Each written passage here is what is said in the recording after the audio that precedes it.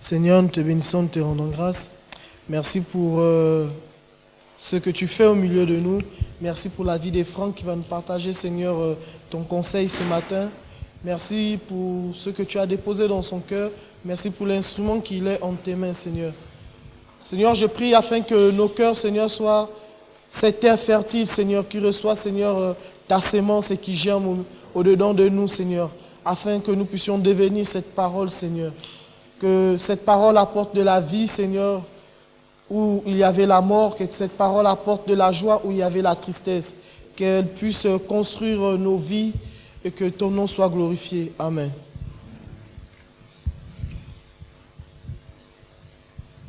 Gloire à toi, Père éternel, je te remets ce moment entre tes mains, je me remets complètement à toi. Je te remets tout ce que je suis, je te remets mes pensées, inspire-moi vraiment, Seigneur, par ton esprit, Seigneur. Les mots que je vais dire, Seigneur, ne sont rien, Seigneur, si c'est moi qui les dis, Seigneur. Comme la parole est poussée et portée par le souffle, Seigneur, vraiment que ces paroles, si elles sont de toi, soient portées par ton souffle à toi, Seigneur. Je te prie. Vers qui irions-nous, Seigneur? Tu es la vie, Seigneur. Il n'y en a aucune autre. Il n'y a personne d'autre comme toi. Il n'y a personne d'autre qui peut nous donner comme toi qui donne. Il n'y a personne d'autre qui peut nous donner ce que tu donnes. Seigneur, tu nous as donné ta vie, Seigneur. Nous la prenons, nous la recevons par la foi, Seigneur, afin de la transmettre ailleurs. Tu es tout ce que nous avons. Sois glorifié. Amen.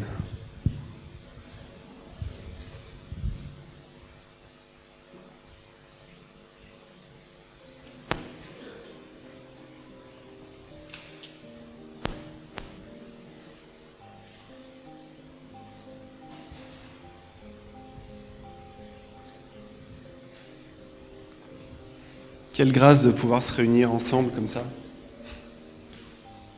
Quelle joie de pouvoir le faire, vraiment.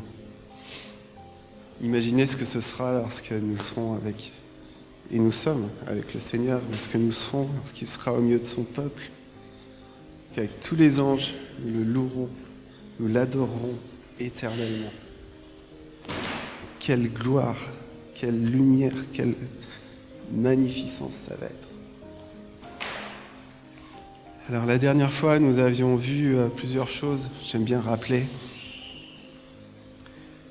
Et nous avions vu des choses importantes, que les fils sont appelés à bâtir, parce que c'est l'origine du mot fils en hébreu. Et je vous partageais aussi une des merveilles de l'hébreu qui nous enseigne que le mot Pierre est constitué de deux autres mots. Donc le mot Pierre, c'est constitué du mot père et du mot fils. Donc père plus fils égale Pierre, si on fait des maths.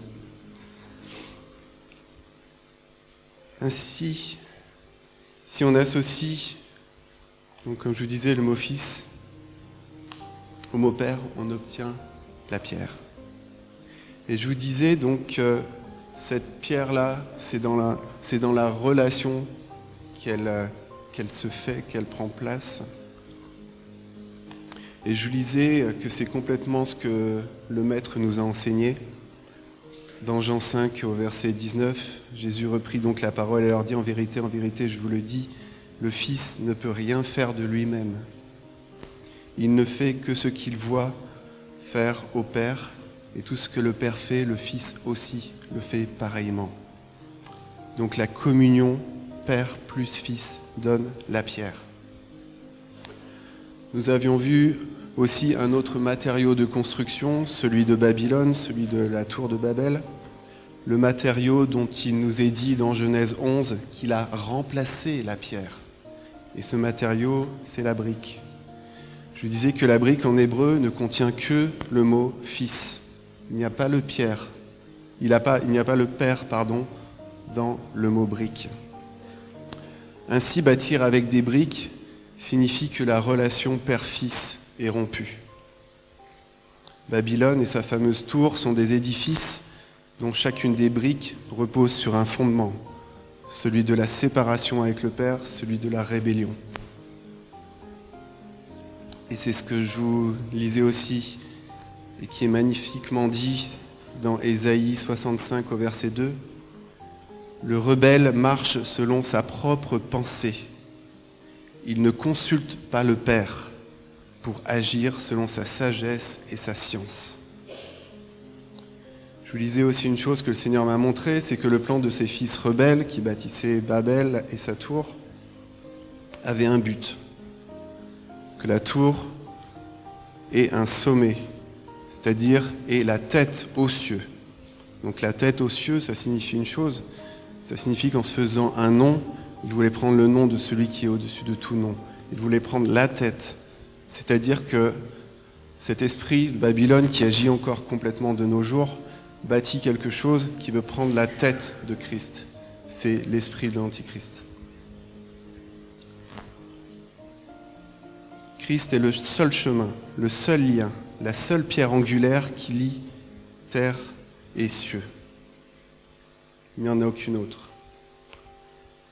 Genèse 11 annonce ainsi prophétiquement ce qui arrivera aussi à la grande prostituée d'Apocalypse 18, qui séduit actuellement toute la terre, mais qui un jour tombera.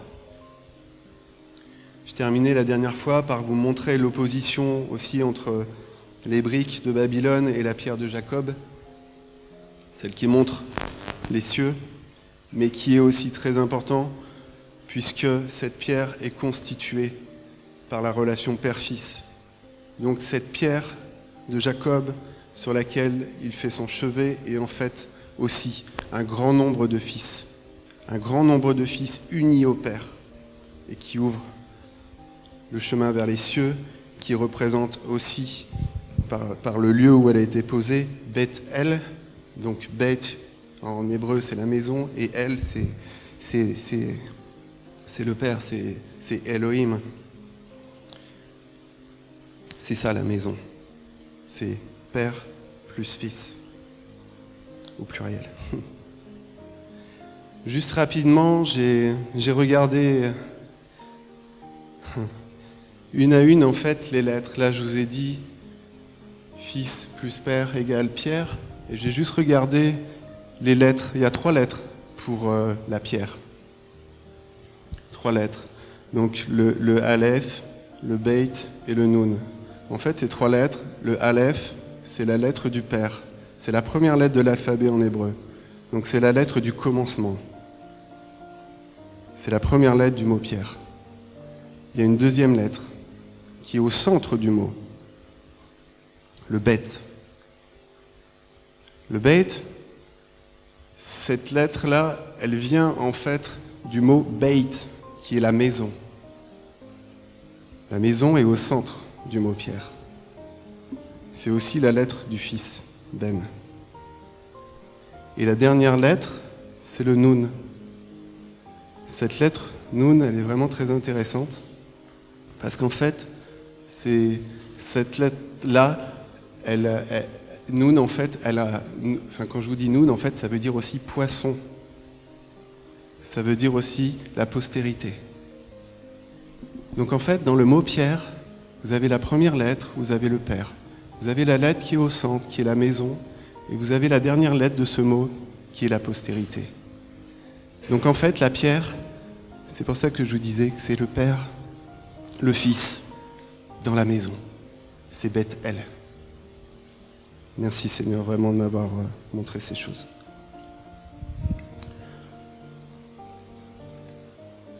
Alors ce dont je vais vous parler aujourd'hui va encore dans le sens de bâtir, de construire, d'édifier, puisque je vais vous partager ce que j'ai à cœur concernant le travail du disciple. Et je rends grâce vraiment à Dieu de le faire après la mission qui a été faite en Espagne. Je me réjouis aussi d'une chose, c'est que cette assemblée a formé des disciples. Mais je veux me réjouir aussi d'une autre chose, c'est que tous nous sommes appelés à être disciples. Et je pense que c'est vraiment ce à quoi le Seigneur nous appelle, ce dans quoi le Seigneur veut que nous rentrions cette année. Tous apprendre, tous être des disciples pour Christ. savez, un chrétien, c'est un disciple de Christ. C'est ce que ce mot veut dire. Chrétien, en grec, c'est Christianos. Et ce mot signifie simplement disciple de Christ. Donc on est tous appelés. Si on dit qu'on est chrétien, en fait on dit qu'on est disciple de Christ. On est tous appelés à l'être. Le disciple, c'est pas un super chrétien. C'est juste un chrétien. Normal. C'est la vie normale chrétienne.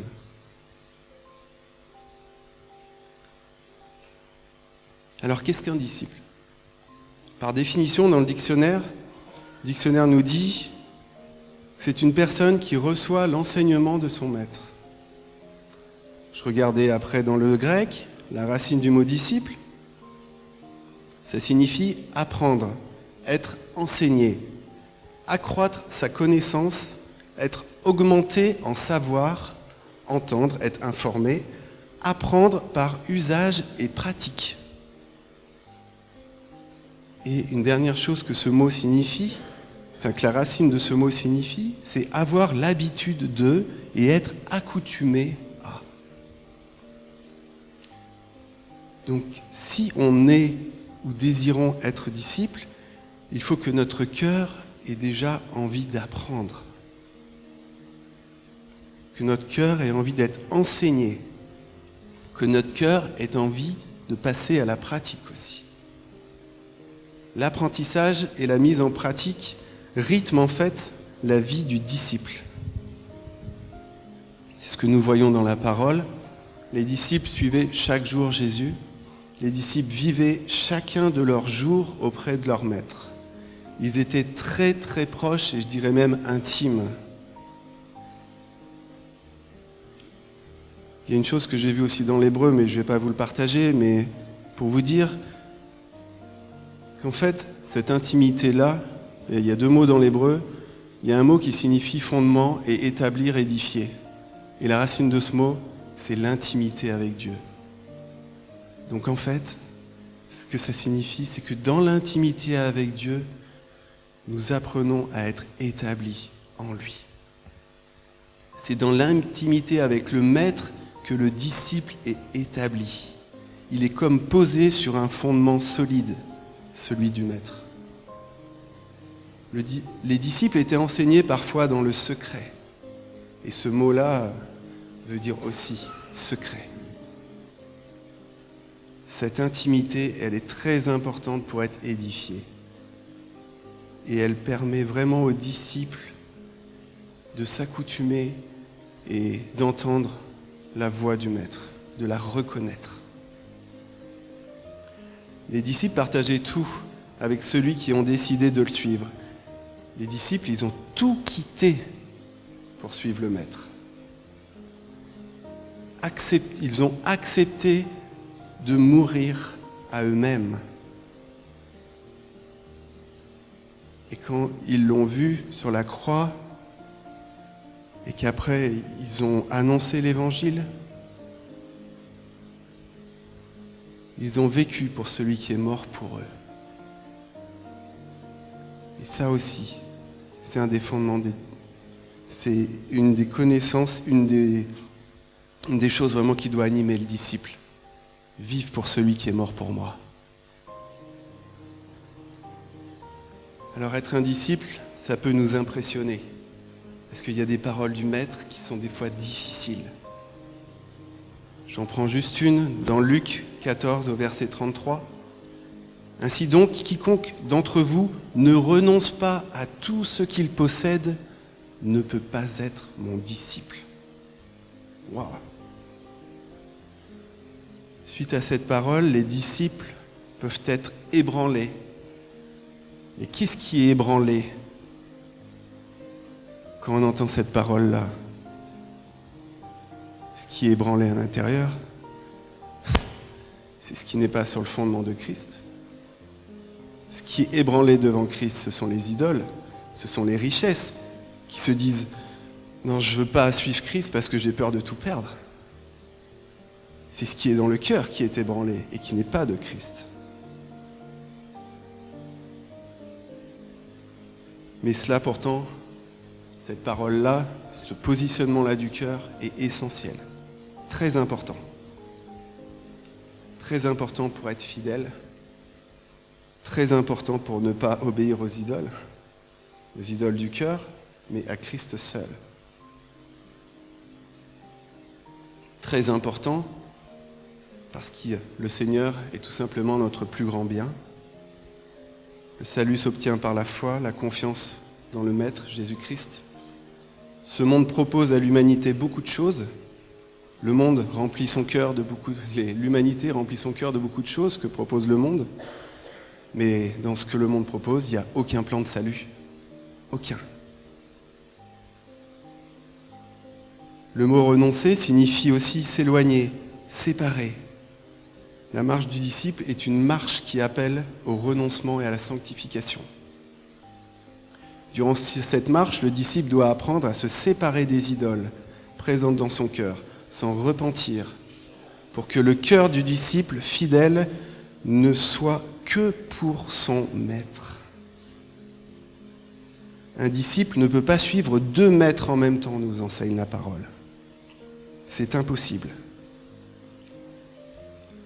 Rien ne doit détourner, ralentir la formation de Christ dans le cœur de l'homme. Le disciple doit devenir comme son maître. Son cœur doit toujours être désireux, même amoureux, dépendant des enseignements de son maître, comme notre corps, nos propres corps sont dépendants du manger et du boire. Quand on est vraiment amoureux de Christ, on lui laisse la première place. C'est comme une pierre de fondation qui doit être posée dans l'âme du fidèle disciple. Être en lui, dans la communion avec lui, qui est notre justice, notre seul bien, notre salut, est plus important que tout ce qui nous entoure, tout ce que nous possédons. C'est vraiment ce qu'exprime l'apôtre Paul dans Philippiens 3 au verset 8. Philippiens 3 au verset 8 nous enseigne « Et même je regarde toute chose comme une perte à cause de l'excellence de la connaissance de Jésus-Christ, mon Seigneur, pour lequel j'ai renoncé à tout et je les regarde comme de la boue, afin de gagner Christ. » C'est ici le cœur du disciple, du chrétien. Christ est son seul but. Les yeux du disciple restent fidèles. Il est comme l'ombre de son maître. Il le suit. Le maître a plus de valeur que les choses visibles. Le maître a plus de valeur que la création tout entière. C'est lui qui l'a fait. C'est pour ça que toute l'humanité est rachetée par Christ. Parce que le sang de Christ a plus de valeur que la création tout entière. Il est le seul digne d'adoration. Lorsque nous obéissons, nous adorons. Obéir, adorer, c'est obéir. Obéir à une idole, c'est l'adorer. Le Seigneur est le seul devant lequel nous nous prosternons et devant lequel nous ne sommes pas idolâtres. Quoi qu'il se passe dans nos vies, qu'il y ait des tempêtes ou non, s'il y a tempête dans la marche du disciple, alors le disciple verra une chose, c'est que la parole du Maître calme la tempête. Le disciple verra une chose, et cela l'édifiera dans sa foi, le fera grandir dans la confiance, mais aussi dans la véracité des paroles du Maître. Le disciple, émerveillé devant l'accomplissement des paroles de son Maître en toute situation, voyant que son autorité calme même les tempêtes, apportant des solutions dans des situations impossibles, le disciple se sentira en sécurité auprès de son Maître. Son Maître deviendra sa sécurité. Près de lui, le disciple ne craint rien. Le disciple, apprenant de cette relation, pensera « Que puis-je trouver dans ce monde de meilleur que mon maître ? Le monde ne peut m'offrir tout ce que le maître me donne. » Il se dira « J'ai quitté certaines choses dans ma vie. Ça m'a fait mal. J'ai payé un prix. Et ces choses, finalement, ne faisaient qu'alimenter mes peurs et mes angoisses. Je travaillais pour quelque chose, mais ça me donnait beaucoup de tourments. Ça m'a coûté, oui, mais près de mon maître, j'ai trouvé ce que le monde ne donne pas. J'ai trouvé la paix, j'ai trouvé le véritable repos, le shalom. Je suis maintenant heureux, je me sens aimé, vraiment. Je me sens en sécurité et j'ai aussi maintenant une espérance. Le disciple doit aussi apprendre à se taire pour écouter. Méditer l'enseignement de son maître. Il doit apprendre à s'ouvrir avec confiance et se laisser remplir simplement par les paroles du maître. Le disciple devient petit à petit imitateur du maître. Plus il se remplit, plus il devient imitateur du maître. Juste une petite parenthèse pour rappel par rapport à un enseignement que j'avais déjà donné. Tout ce que nous méditons dans les pensées, tout ce que nous voyons, tout ce que nous entendons, tout ce que nous sentons même, rentre en nous. Les orifices qu'il y a au niveau de la tête, de nos têtes, sont des portes d'entrée.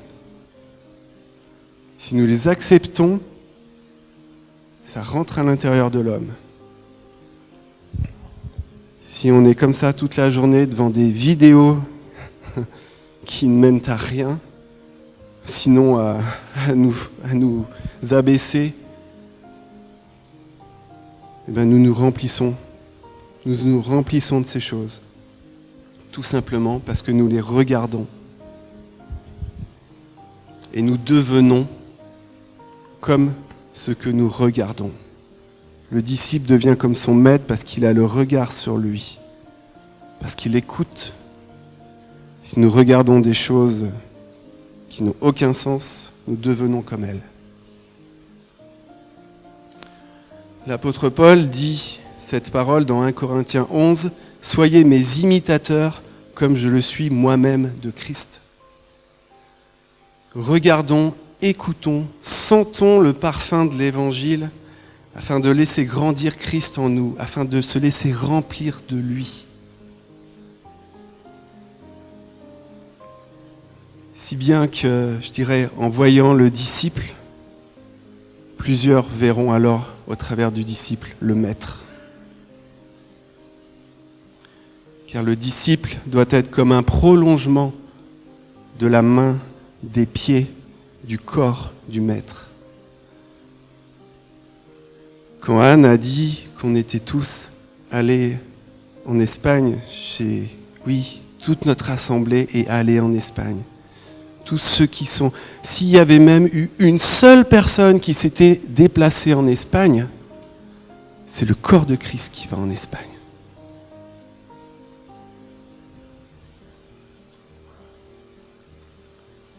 Le disciple de Christ, le chrétien, n'est pas imitateur des choses de ce monde, et de celui qui l'a vaincu. Donc, de quelque chose de meilleur. Si nos cœurs ont été circoncis, si nous sommes passés des ténèbres à la lumière, c'est pour briller de la bonté de Christ.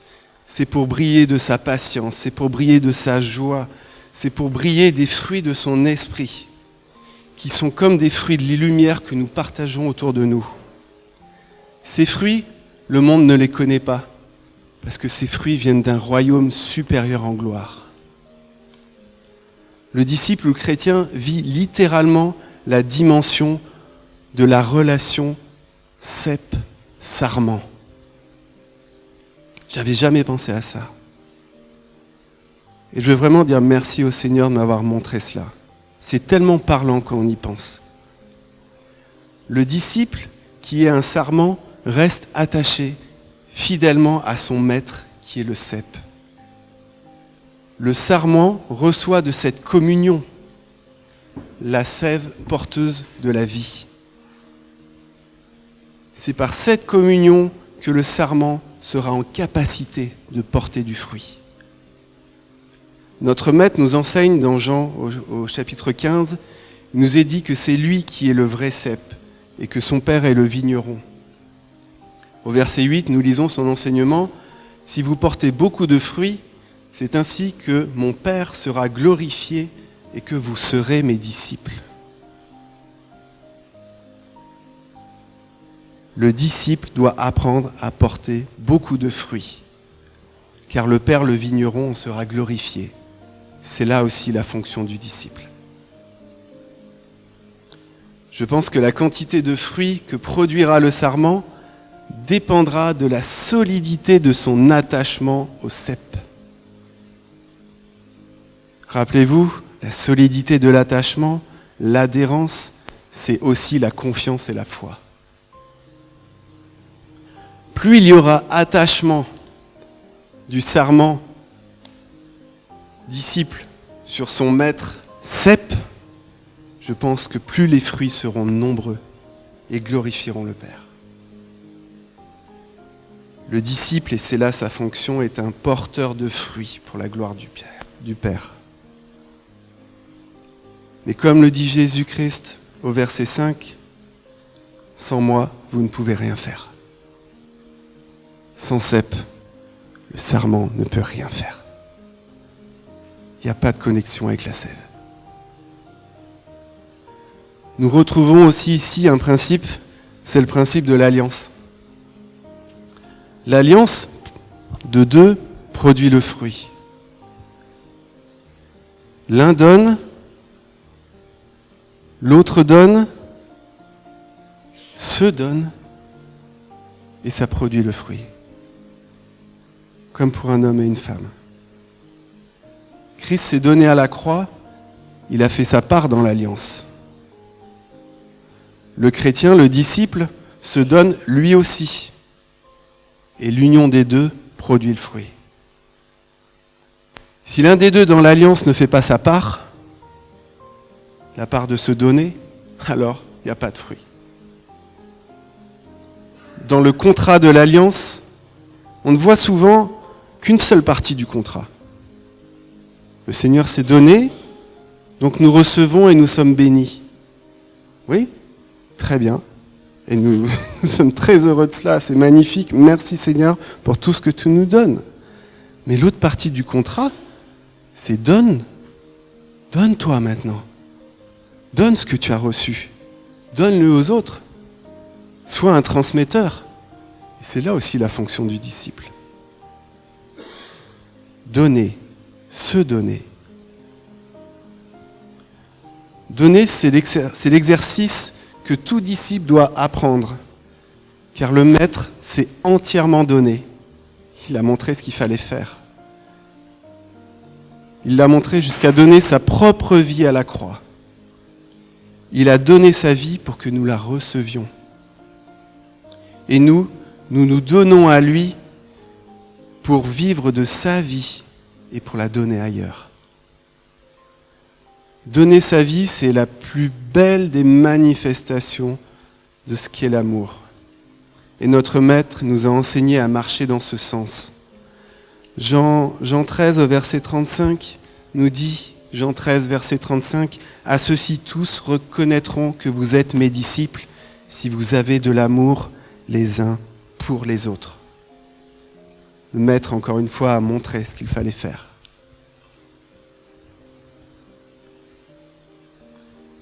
Les disciples reçoivent dans la relation avec celui qui est source de vie et deviennent aussi des transmetteurs de ce qu'ils ont été remplis. Mais cela nécessite une intimité, une relation, une unité. C'est comme ça que le corps de Christ est bâti. Les ministères ne sont pas des super chrétiens, mais simplement des disciples qui travaillent pour l'édification d'un corps, pour la construction du corps de Christ. Les ministères ne doivent pas prendre ou tondre les brebis. Non.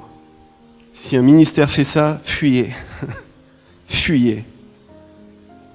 Parce que le ministère porté par le disciple doit avant tout donner, se donner pour les brebis, se donner, servir pour édifier le corps dans l'amour. L'amour, c'est se donner. L'amour, c'est transmettre en se donnant. C'est pas voler et abuser. Éphésiens 4, je l'ai pris dans la version Summer. On pourrait tout lire, mais je vais juste vous lire le verset 16, qui nous parle justement un peu plus haut dans ma Bible des ministères. Donc au verset 16, c'est de lui, donc de Christ, que le corps tout entier tire sa croissance pour s'affermir dans l'amour, sa cohésion et sa forte unité, lui venant de toutes les articulations dont il est pourvu, pour assurer l'activité attribuée à chacune de ses parties. Là, dit comme on pourrait méditer là-dessus toute la journée, mais vraiment, c'est l'amour qui fait le lien dans le corps entre les membres. C'est l'amour qui édifie le corps, qui le fait grandir, donc qui le bâtit, qui le construit. Et tout cela vient de Christ. Pour qu'il y ait circulation d'amour dans le corps, il faut de la relation. C'est tout simple. Hein. Mais c'est difficile quand on a un smartphone dans la poche, ou qu'on l'a dans les mains, ou qu'on a une tablette. C'est difficile la relation les uns avec les autres. On est souvent en relation avec nos écrans, plus qu'avec les personnes qui nous entourent. Pourtant, l'amour se transmet par la relation. Donc il y a un danger.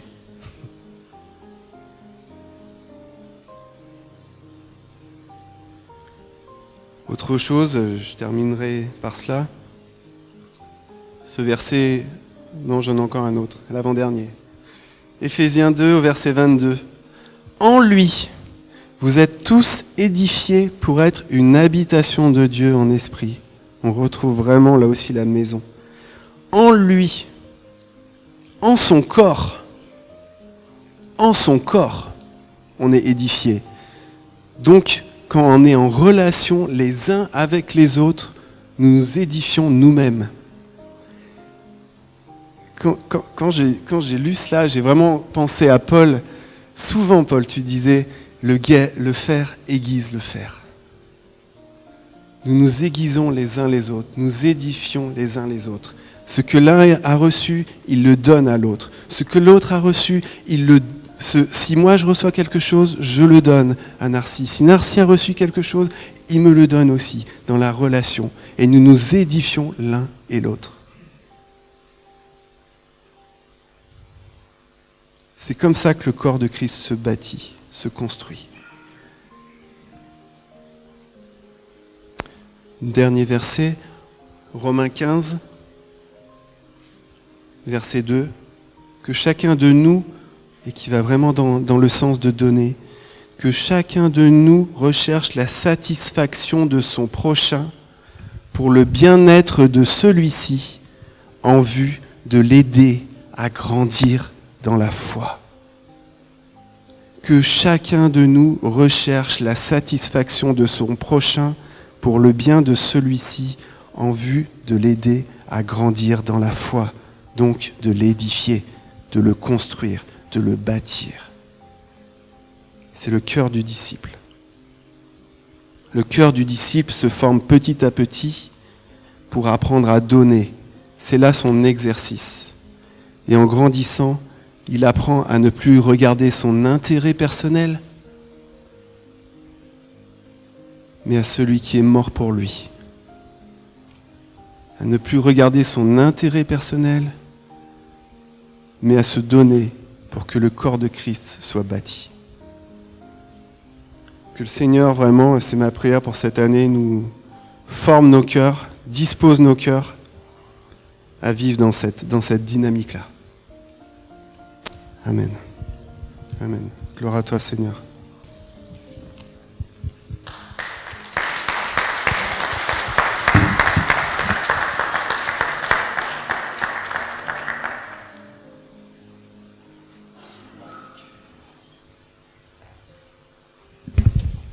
C'est un témoignage. Cette semaine, on a aménagé Joël. Et Joël, il est venu avec un jeune Pierre. Et il est à nouveau converti. Et on a passé du temps. Il a passé du temps avec Jean-Louis. Je ne sais pas s'il est là, Jean-Louis. Ouais. Et il est passé un petit peu de temps avec moi. Et bon, il y avait aussi Jean-Jacques. Et Jean-Jacques. Jacques. J'ai ajouté Jean. Mais il y avait Mathieu, il y avait Pierre, il y avait Paul, il manquait André. Enfin, il y avait tous les disciples là-bas. Il y avait Arnaud aussi qui a aidé aussi, plus tard dans la semaine. Mais le jeune Pierre, quand il est reparti, en fait, c'était un peu le message de ce matin. Il a dit, moi, je suis vraiment senti l'amour, c'est ça, Joël ? L'amour, et je pense que juste en travaillant avec lui, Jean-Louis, peut-être il a dit un mot, moi je dis un mot pour l'encourager. Et c'est exactement le message de ce matin, comment nous, on a partagé l'encourager dans sa foi, parce qu'il est chrétien depuis 2 mois seulement, et il est reparti encouragé. Et donc, oui, c'est une belle image de le message de ce matin. Amen.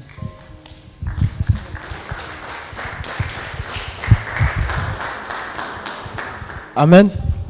Je vais appeler Marien pour la prière de clôture.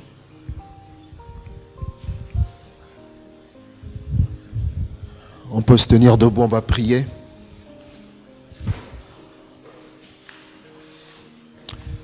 Le message ce matin, c'est un rappel. On est disciples de Jésus. Et le disciple, c'est celui qui se laisse enseigner par le maître, mais surtout qui marche après les traces du maître. Donc si on dit disciple et qu'on ne marche pas à la trace du maître, on n'est pas dans le discipulat.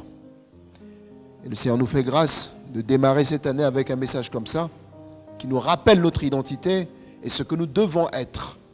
Donc on va prier, chacun va prier pour lui, pour dire Seigneur, voilà, je veux vraiment être ce disciple qui veut passer du temps avec toi, ce disciple qui veut t'aimer. Parce que lorsque je t'aime, cet amour se déversera sur les autres. Je veux être ce disciple qui ressemble à ce que tu veux que je sois. S'il y a eu des erreurs dans le passé, la Bible dit que si quelqu'un est en Christ, il est une nouvelle créature. Les choses anciennes sont passées et voici, toutes choses sont devenues nouvelles. Pendant que nous sommes en train d'échanger nos vœux, embarquons ce vœu aussi, que cette nouvelle année, c'est une nouveauté de vie en Christ qui démarre. Prions le Seigneur.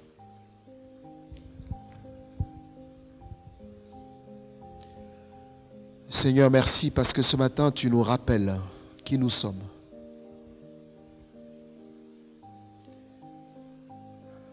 Tu ne nous as pas dit qu'on était des super disciples, mais tu dis simplement que nous sommes des disciples. Mais des disciples qui ont reçu de toi, des disciples qui doivent faire d'autres disciples. Seigneur, donne-nous à avoir des témoignages dignes d'un disciple. Des témoignages, Seigneur, qui permettent à d'autres qui ne te connaissent pas de pouvoir se connecter à toi. Donne-nous, Seigneur, d'être réellement des lampes, Seigneur, qui brillent, Seigneur, autour de nous. Pour que ceux qui sont, Seigneur, dans les ténèbres puissent voir et venir. Pour ceux qui sont en danger, Seigneur, dans les mondes des ténèbres, puissent crier à l'aide parce qu'il y a une lumière quelque part. Seigneur, merci pour ce message. Donne-nous, Seigneur, à t'aimer par-dessus tout.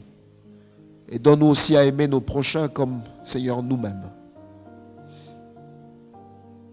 Seigneur, s'il y a des gens ici qui ont des défaillances par rapport à eux-mêmes, ils n'arrivent pas, Seigneur, à donner de l'amour pour eux-mêmes, parce qu'ils voient en eux peut-être des défauts, peut-être des choses, et qui font en sorte qu'ils se détestent eux-mêmes, ce qui est un grand frein pour aimer les autres. Seigneur, je prie ce matin que ces choses tombent. Permets à chacun de nous d'avoir vraiment cette estime de lui-même, parce que chaque personne ici est une créature merveilleuse de Dieu. Et si nous ne pourrons pas nous aimer, c'est difficile d'aimer les autres. Et c'est difficile de t'aimer. Père, je prie ce matin, vraiment que cette parole fasse chemin dans nos cœurs. Viens nous encourager pour être ces disciples fidèles, ces disciples prompts à obéir, prompts à marcher, à suivre tes pas. Bénis chacun de nous et Seigneur, bénis cette année vraiment, que cette année soit vraiment une année de discipulat, intensive. Une année, Seigneur, où, Seigneur, vraiment, nos vases seront débordés. Parce que tu remplis, Seigneur, nos coupes, et nos coupes vont être débordées cette année. Débordées de l'amour, débordées de grâce, débordées de bonté, débordées de bienveillance, débordées de la bénignité, débordées de patience. Merci, Seigneur, pour ta présence ici. Nous te bénissons et nous te louons. Au nom de Jésus. Amen.